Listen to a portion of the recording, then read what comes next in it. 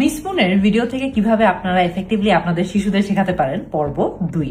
আমরা রিসেন্টলি এই গানটা দেখেছি, আপনারা অনেক বেশি পছন্দ করেছেন। গানটা একটু শুনে নেই। মিস মুন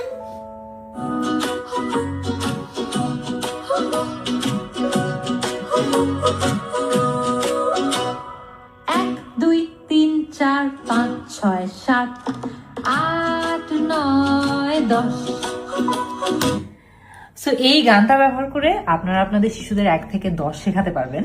এবং এই গানে যেই টেকনিকটা সবচেয়ে বেশি আমি ইউজ করেছি, এটা আমার সবচেয়ে ফেভারিট টেকনিক শিশুদের শেখানোর জন্য, এবং সেটা হচ্ছে রেপিটিশন বা পুনরাবৃত্তি। এটার যে কত বড় একটা গুরুত্ব আছে শিশুদের শেখার প্রসেসের মধ্যে, সেটা আপনারা দেখতে পারবেন যখন আপনারা দেখবেন যে এই গানে আমরা যেরকম 1 2 3 4 5 6 7 8 9 10 এই একটা লাইন আমরা যে কতবার এই গানটাতে বলেছি, অ্যান্ড এটা দেখেই বা এটা শুনেই বাচ্চারা কিন্তু এই সংখ্যাগুলো শিখে ফেলছে। রেপিটিশন কেন শিশুদের জন্য গুরুত্বপূর্ণ? নাম্বার 1, শিশুদের যে নিউরাল পাথওয়েগুলো আছে এগুলো ডেভেলপ করতে রেপিটিশন অনেক হেল্প করে।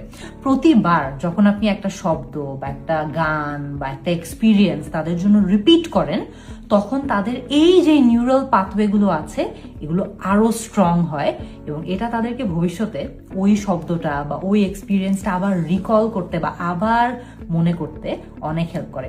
রেপিটিশন বা পুনরাবৃত্তি এই কারণেই অনেক বেশি গুরুত্বপূর্ণ। যখন আপনি যেটাই শেখাচ্ছেন আপনার শিশুকে, এনাফ টাইমস তাদের সাথে এটা রিপিট করবেন, বারবার বারবার তাদের সাথে এটা করতে হবে।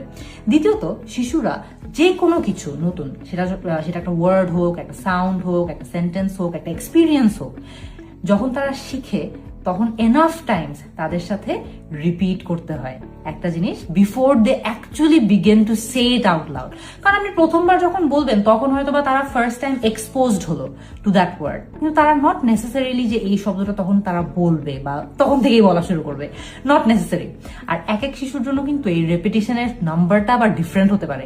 কারোর সাথে আপনি 3-4 বার রিপিট করলেন, সে শিখে ফেললো, কারোর সাথে হয়তো বা এটা আরেকটু বেশি বার করতে হবে।